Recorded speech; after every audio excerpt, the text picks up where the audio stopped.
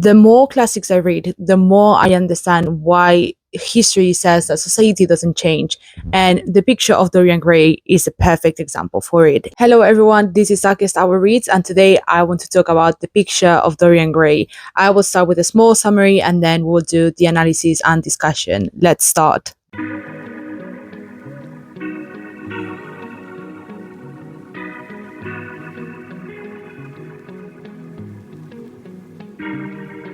As many of you know, the picture of Dorian Gray is one of the most well-known books that exist in English literature, and it makes a lot of sense because Oscar Wilde is also one of the most renowned authors in English literature as well, or internationally, I would say otherwise.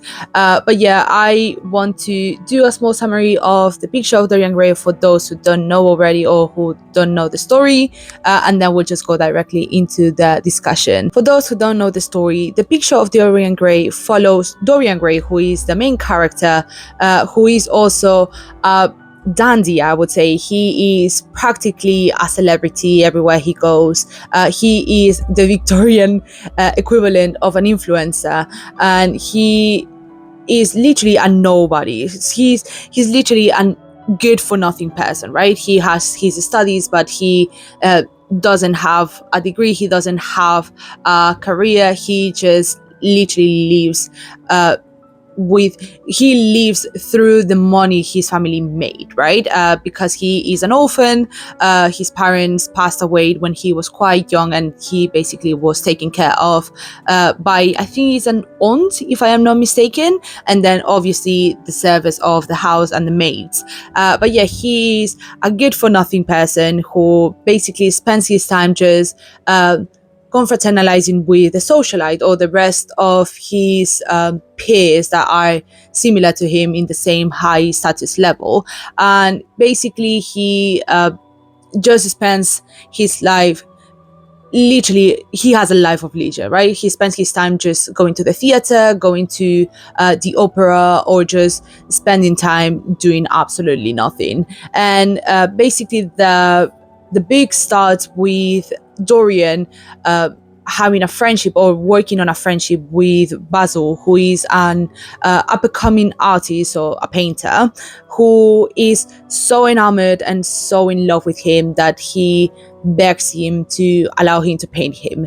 And obviously Dorian agrees to have his portrait painted by Basil, who puts so much effort into it, puts his full soul, everything. He just literally carves a piece out of himself to put it into this painting.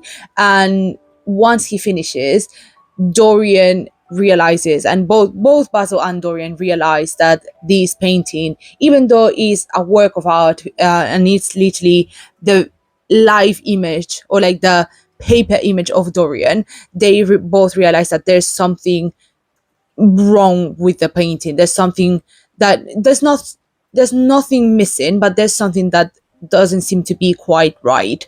And Dorian becomes obsessed with this painting.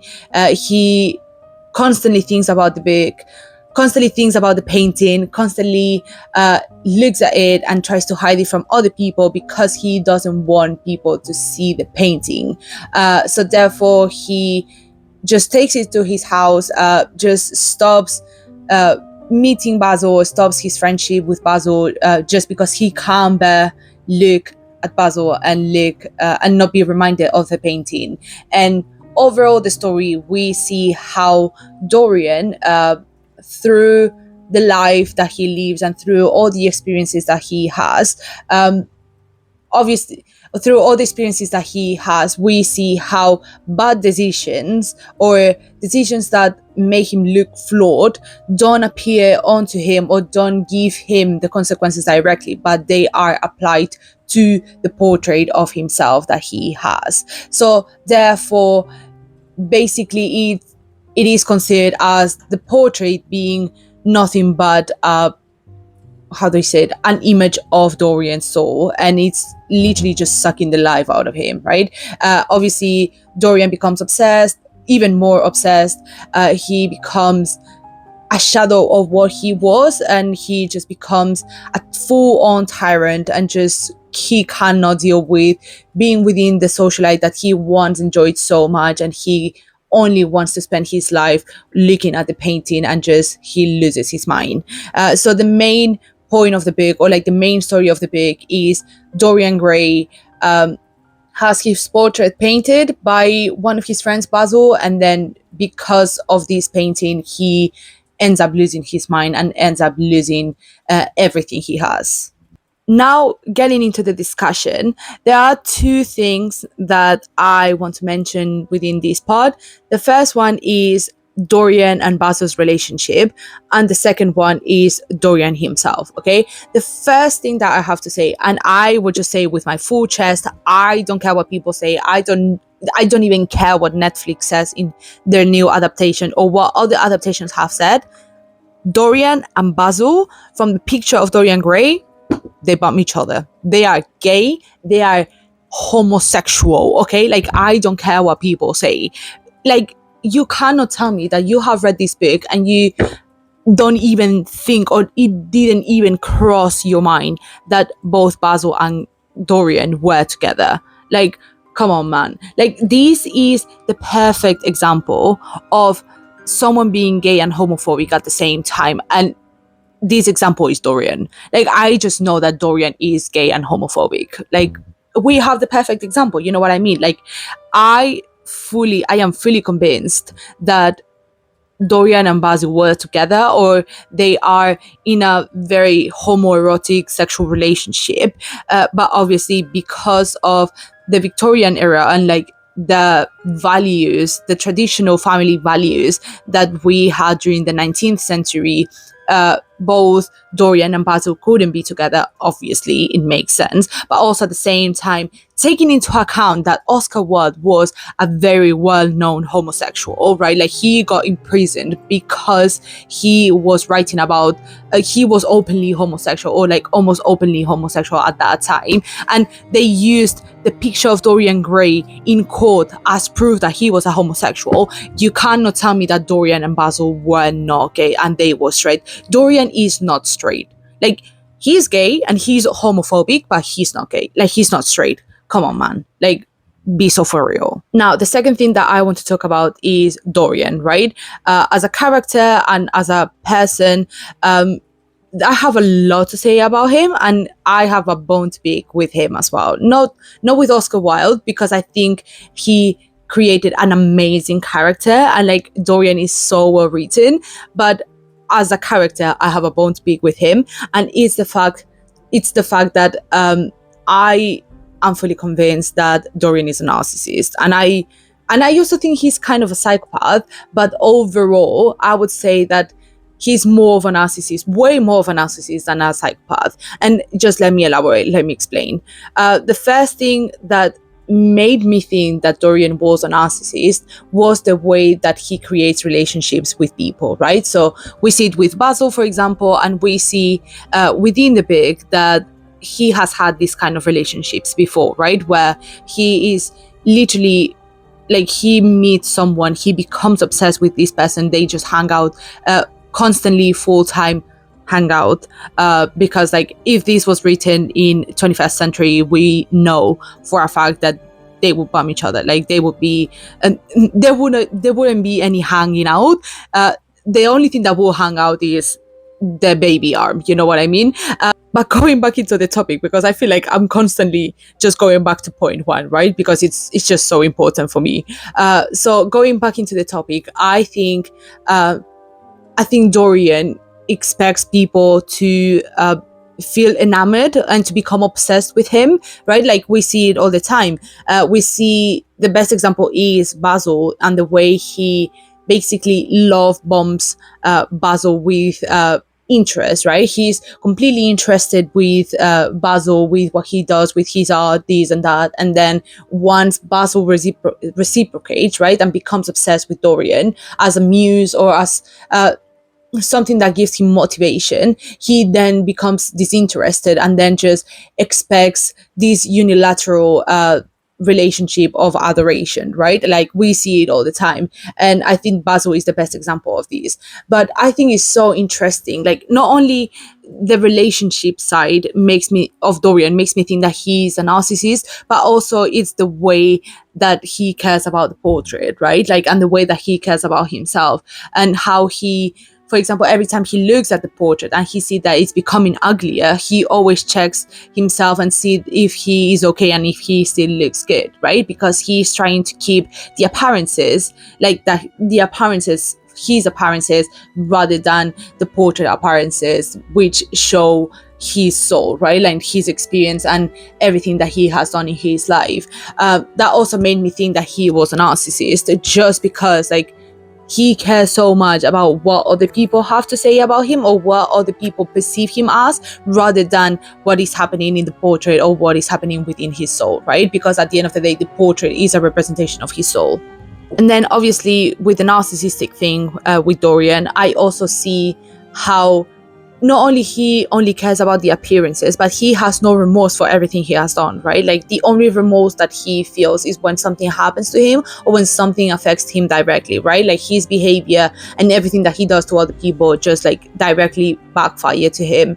That's when that's the only time that he cares, because in reality he doesn't care about people.